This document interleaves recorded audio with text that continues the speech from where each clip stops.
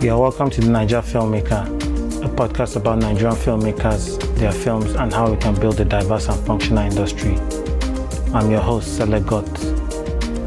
On this episode, my guests are Precious Asuai and Oluwatosin Oyalegan. They directed different parts of the anthology feature, Something Special. We talk about being multi-disciplinary filmmakers, working with low budgets, and release strategies. If you're a new listener, you're welcome and I hope you enjoy.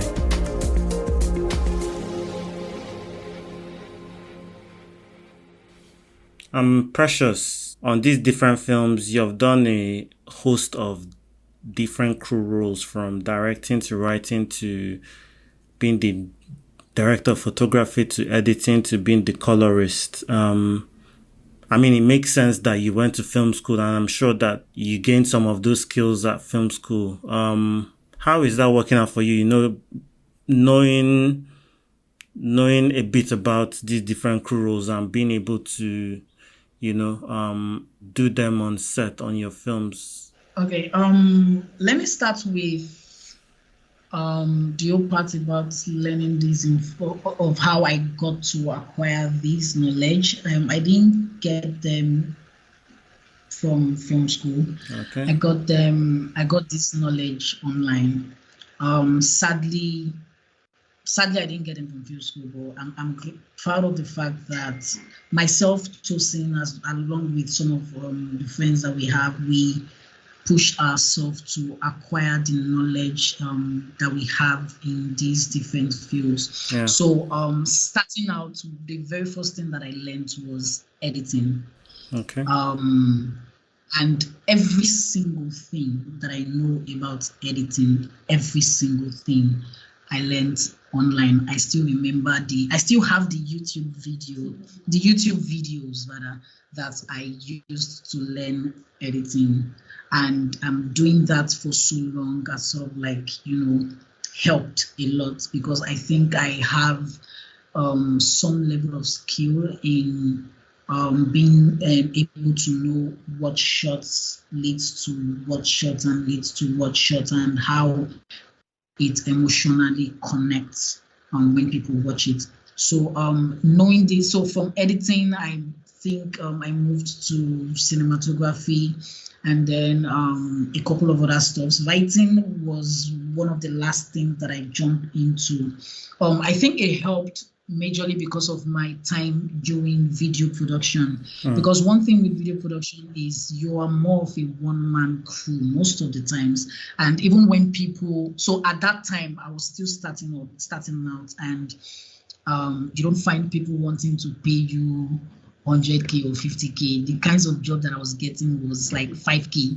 I remember shooting a video production for 5K. I don't even know how I was able to do that, but I did it, and I think it helped with experience, of course. Yeah.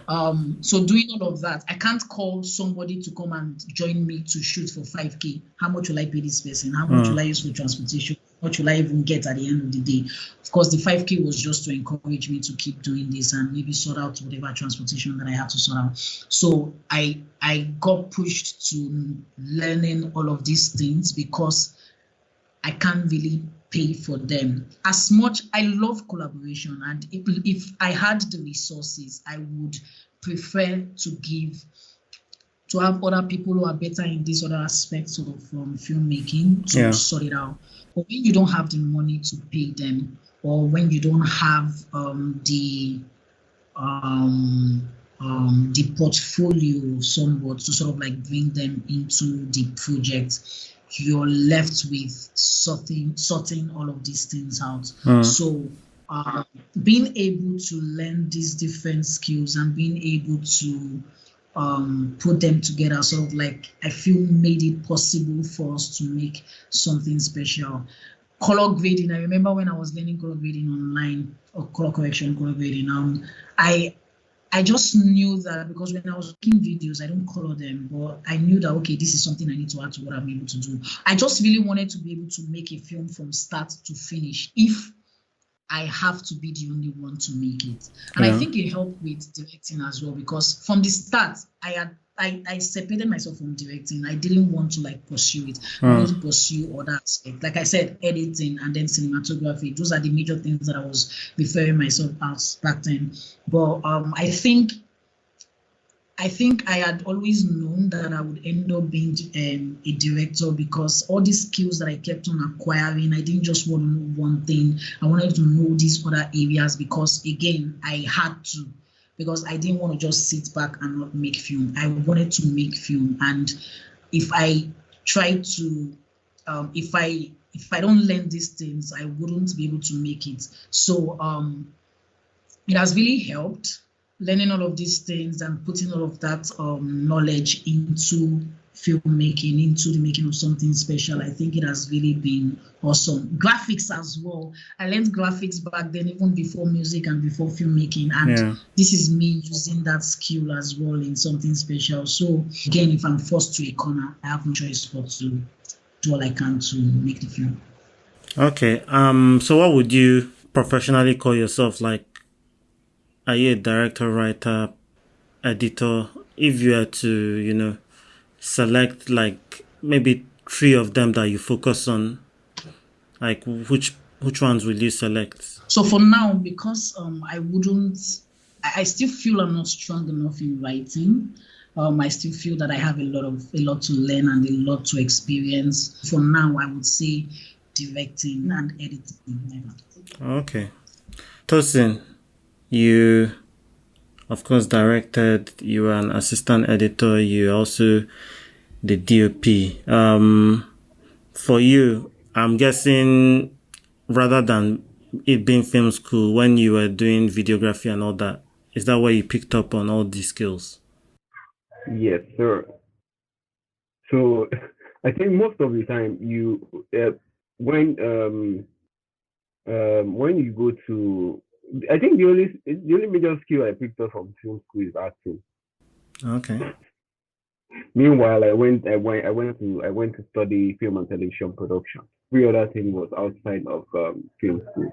Yeah. You understand? So they had to be a lot of when you are doing too much, sometimes you can't even learn. You don't even get to learn everything. So I think that's the clause film school has. Maybe some film school, maybe not all. So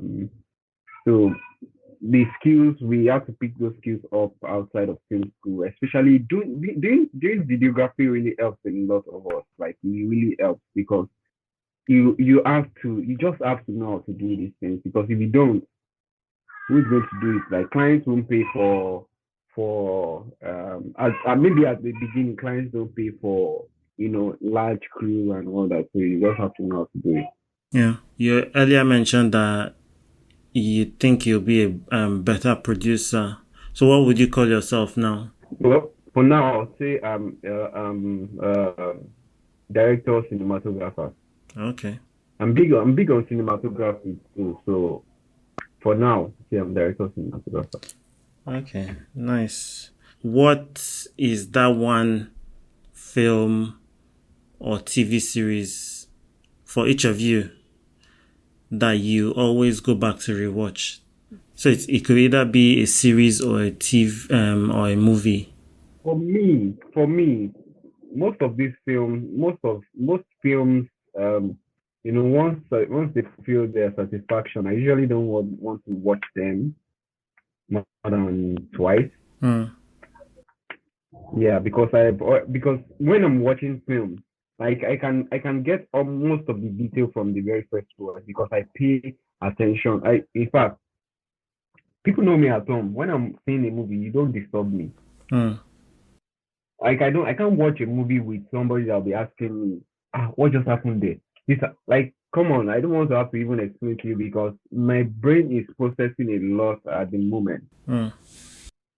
You understand? Because I'm a student of film, so my brain is processing a lot at the moment. So I don't want to have to. But if I'm going to talk about it, you're going to know that I paid attention to a lot of details for this film. So yeah, I really don't have any film that I go back to watch and. But if I'm to pick, I don't know why this movie just keeps coming to my mind. Maybe it's because it's the movie that made me want to make movies. 24. Yeah. Yeah, I think that's the movie for me. Maybe that's because that's the movie that made me want to make uh, other movies. Yeah. Precious. Okay. So it wouldn't be, I wouldn't say just to rewatch. I think for me it is more of movies that I would like to study. I have movies that I really want to study because of how much I love them. So I can't really pick one, but I think the three top ones that I'm definitely like studying is 12 Angry Men. Dolomite is My Name, and there's The Father. There's also Marini's Black Bottom. So these are films that really, really connected to me, like really, really. And I would, so I saved them to really want to like study them and see what it did right, study the acting, study the cinematography, study the shots, study the lighting, study many parts of it. So yeah, so they are basically films that I would want to study. I mean, like two of those movies, Dolomite is My Name and Marini's Black Bottom, like I think they are a similar type of movie in a way. Do you know why like those two made it to the list? Like, is there something about those type of movies that appeal to you? Okay, so let me start with Marini's Black Bottom, because if it's between Dolomite is My Name and Marini's Black Bottom, I would put it at the top.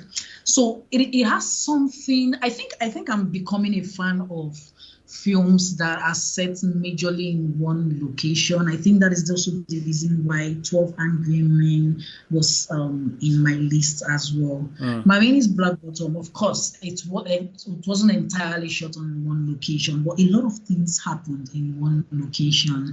And I could see how a lot of that played with the tension with these characters and how they were moving from one character to another while trying to record, while trying to do a recording. So a lot of things played out at that moment, leading up to the end, the acting, the sets, the hits. I think it felt so claustrophobic. I think I am fond of pushing for realism. I'm a fan of films that are entirely fiction. I think I've noticed that about me. As much as it's fiction, I think I enjoy it when films have a sense of realism.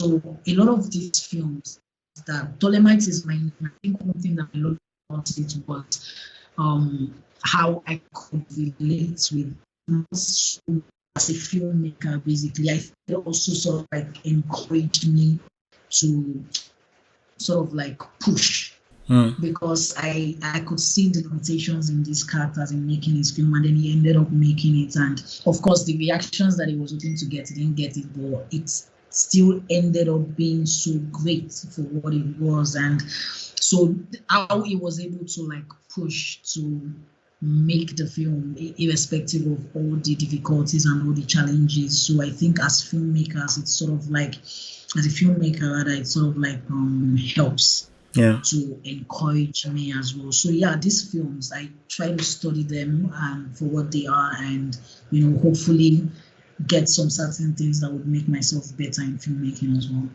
Okay.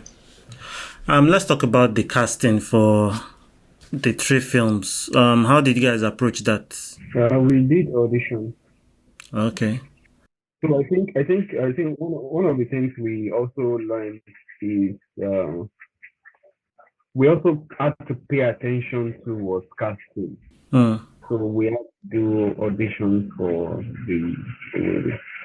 for each of the movies. Okay. Some of them were straightforward. Some of them went sideways before we got to go with the person that eventually played the role.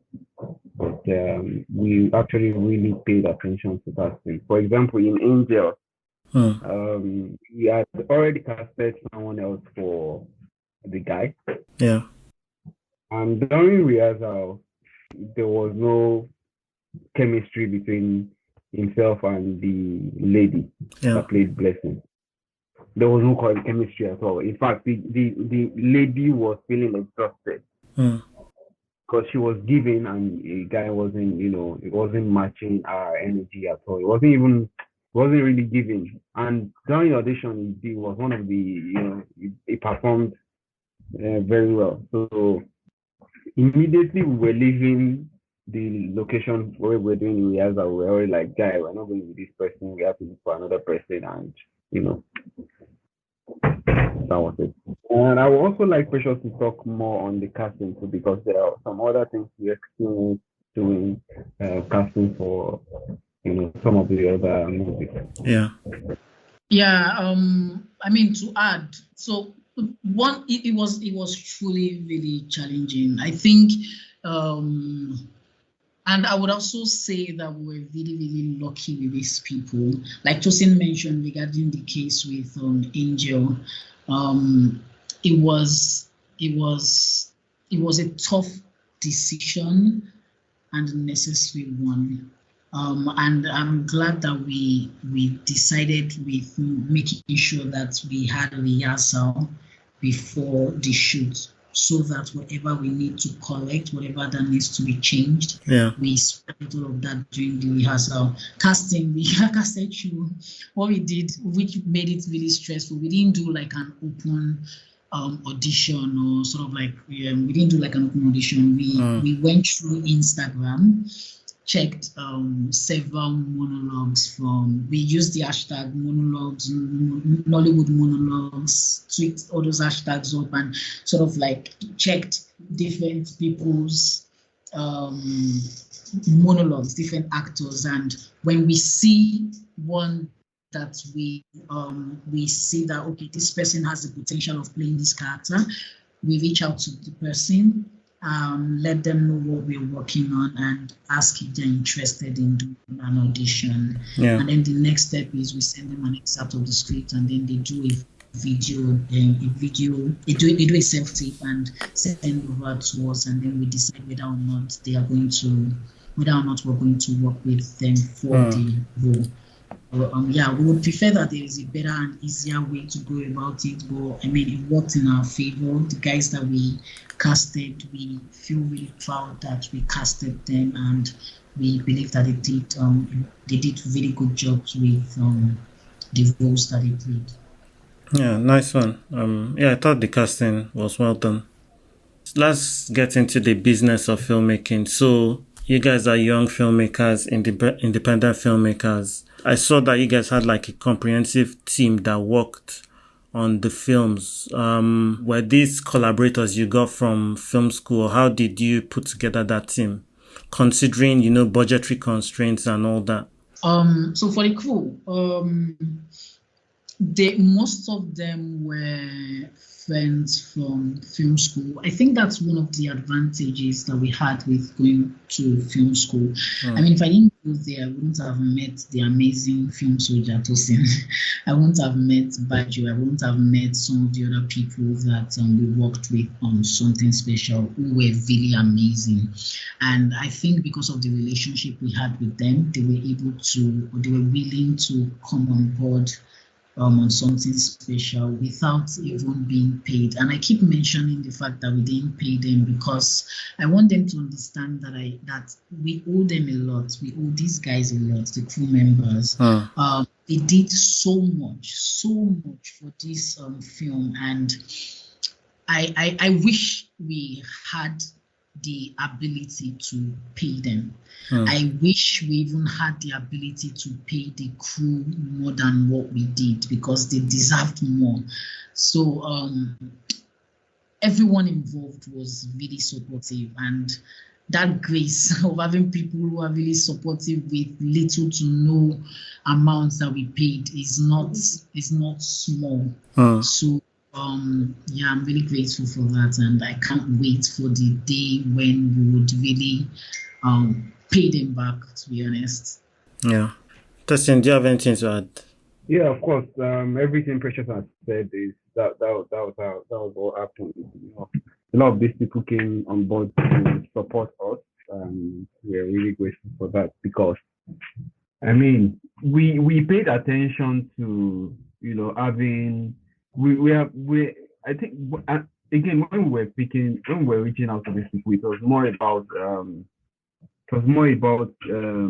getting people who love what they do and also want to support us with what we love doing. You understand? So Yeah. it was more about the passion. So we had a lot of people who are passionate about what they do on set. Okay. I mean, in a case where, the monetary compensation you're giving people isn't much of an incentive, how do you motivate them, keep them going? I heard that for Benjamin and Abigail, you guys shot over 2 days. At some point, basically people are showing up, but you need to kind of keep motivating them. How did you guys do that? Because again, people have to want to be there and you have to do certain things to encourage them for these projects. Like, what was that? I think I want this to come from me so that I want this to come from me because first of all I want to thank our co-producer and production manager, Dami, Precious's wife. She is a people's person. Yeah. Yeah, you understand. And having somebody like that plan your production is always fun. In fact, the actors crew, they genuinely love her. You understand? And having somebody like that is just the best because she's always on point with everything, but their welfare and everything. Like she's a very considerate person, and imagine if they were for example during Angel, there was a particular snack she bought for the lady that played Blessing. And she knew that this lady was going to like this snack a lot, and then she just bought it specially for her. So things like that it makes people happy. If you make people happy around you, they will give you their best. And I can't even thank just I alone. Some of these people are also kind of people that are ready to put they are young and they are willing to give everything. And I also want to thank this lady, Blessing, to Amanda, the lady that played Blessing.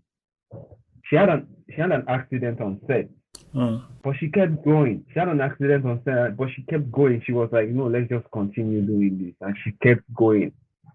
Nobody would notice. Nobody would even know. Yeah.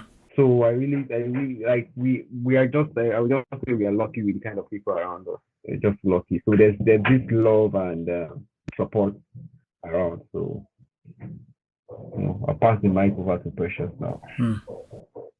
Tosin, you said everything, to be honest. I don't think there's anything I can add. Really, you said everything. Moving on.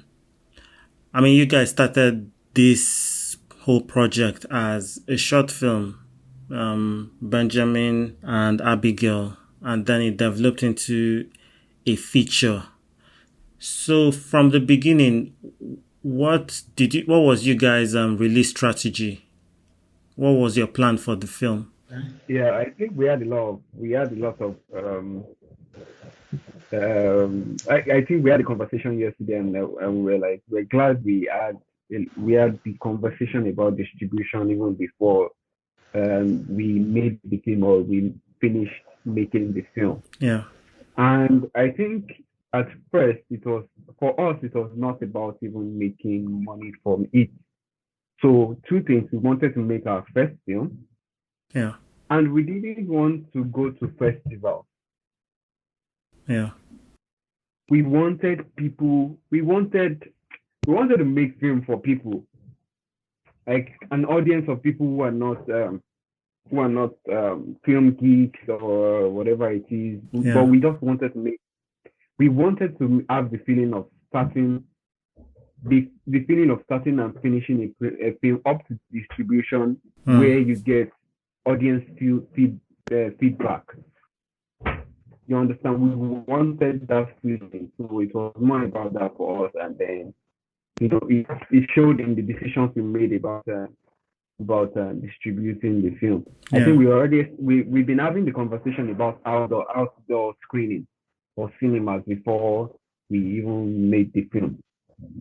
Yeah, we've been having conversation about that because we knew that cinemas wouldn't do well. Cinemas haven't been doing justice to drama for us in Nigeria. Yeah.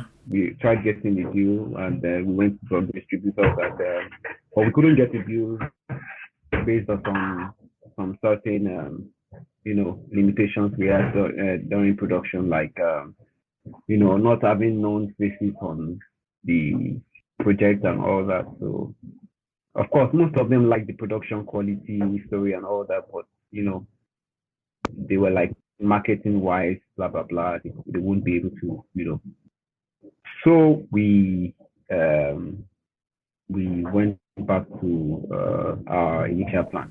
Yeah. I think we already had a conversation about doing outdoor screening. So I think we even did outdoor screening before because we just wanted that feeling. We didn't want to have to. We needed the control over this project. We needed a total control over it and how we wanted to. We knew the sense of gratification we wanted to get from it. So the outdoor screening, first of all, gave us that sense of gratification. Like we were happy we did that outdoor screening because we're getting straight like the kind of feedback we got there. We wouldn't have gotten it from maybe film festivals. In fact, our fear was that if we send this film to film festivals, will it even get to award categories? If it doesn't get to award categories, it will now be sent into ordinary reviews. And the kind of people we want to see this movie won't see the movie at the end of the day. Yeah. Because it has happened to us before. We've had the experience where we put our film in festival and it didn't get to award category and it was not worth it.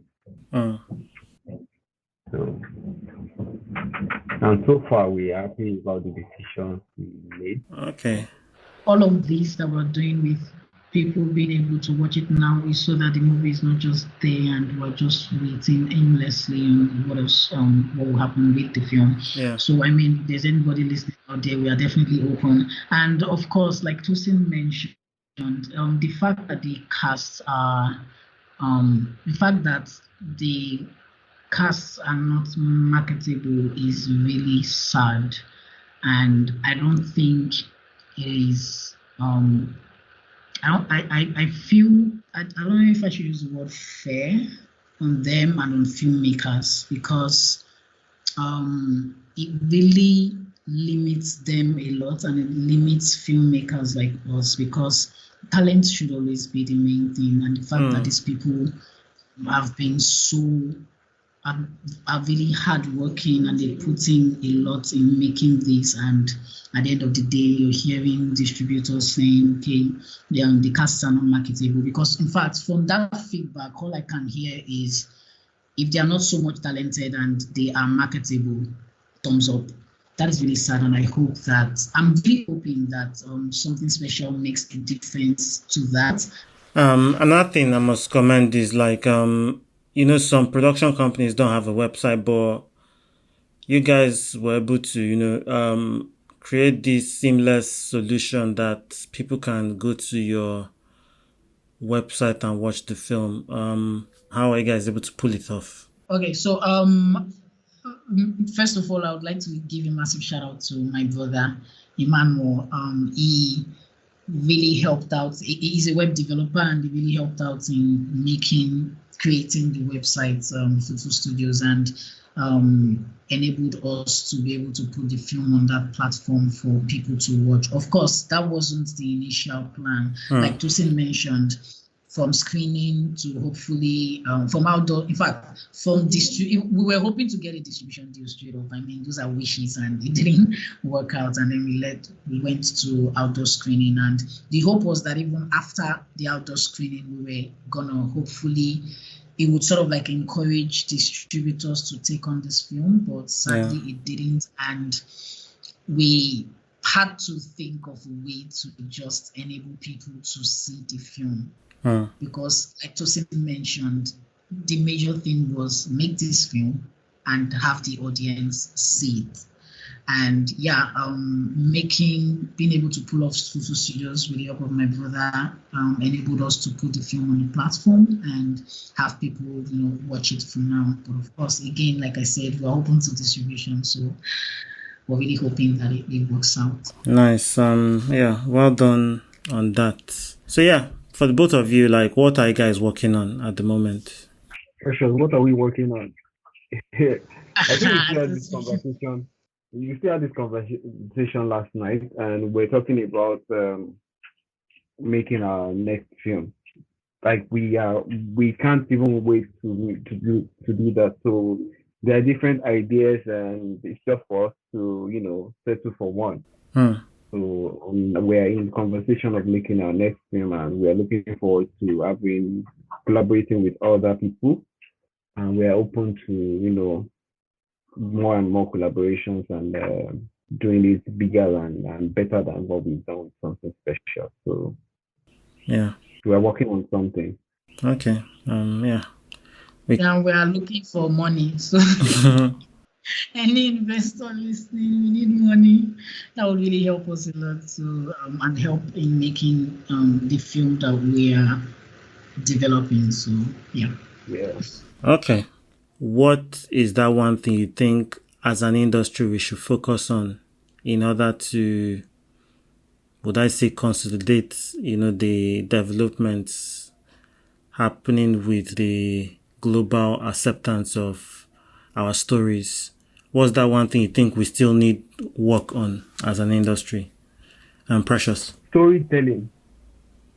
That's I've been waiting to say that. I feel if I had even spoken, we would have said that in sync. Storytelling. In sync, yeah. So storytelling. So back to Precious. Yeah. Okay, so this is even not to say that Nollywood isn't doing a great job. They really are. I've seen some movies in Nollywood where I'm like, wow, this is so well done. This is really interesting, and the stories were actually really good. For example, there's Living in Bondage. There is Wedded Life. I enjoyed watching Wedded Life, to be honest. I enjoyed the relationship between the two main characters. So, like Tosin mentioned, storytelling. I think if we focus more on these stories compared to other things and paying attention to how well these stories can work globally, right? And how original they are to African culture, I think it will help with advancing us to the global audience. But again, storytelling is always key, above every other thing. Because when I hear people complain about any movie, they forgive a lot of things, but one thing they don't forgive is the story, the plot. So those are the things that I feel should take more importance compared to other things. But of course, not to say other areas should be neglected, but I think storytelling should come first, the story, and then followed by the other aspects of production. Okay. All right. Yeah, and then sorry, let me just add this to it. And then lastly, the production quality too, because production quality is sound design. Production quality, visual, the production design, everything just has to come together to. Production quality is also casting. Production quality is a lot of the process from the beginning to the end of the film. I know, and I feel like we really need to continue paying attention to this. And I know that we don't have a lot of resources for this in Nigeria, and it's limiting for us.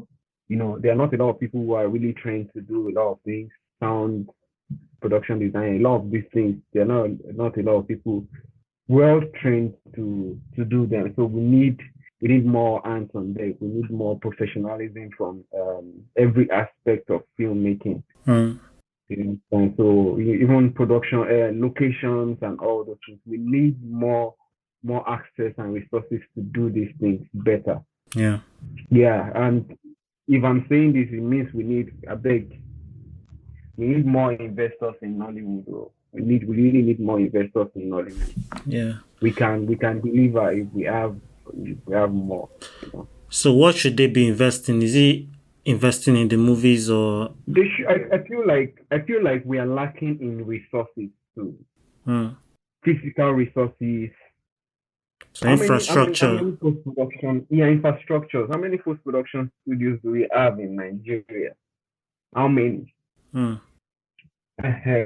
these are the things. How many post-production studios do we have? How many of these things can we have easy access to? Yeah. Yeah, I would even also use this opportunity to commend every filmmaker who has done one film at all. Because speaking of this whole finance thing, I when I think of filmmaking, one thing I dislike the most is how money and resources can limit the story and idea that you have. Because imagine you have a story and then you have the money and the resources that you need to tell that story the way it is. I feel loopholes would be so limited. The only limitations you would have is if the story is not good in the first place. Yeah. But if you have a really good story and you don't have the resources, you find yourself changing things on the go. If this is supposed to happen in the film, but then you don't have the resources to make that happen, you're changing it in the script, because you wouldn't say, okay, because I don't have these resources, I'm going to wait 5-10 years. What if you don't even have that much time to even wait? You really want to make this film.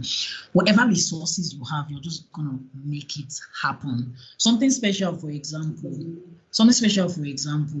we had limitations, especially with finance as well. There are scenes where we would have loved to reshoot, right? And there are scenes where we would have loved to spend a lot of time on. We shouldn't be shooting that much number of pages in a script, even though most of them are like one scene. Yeah. Of course, one scene divided into different segments. They shouldn't be taking just one day.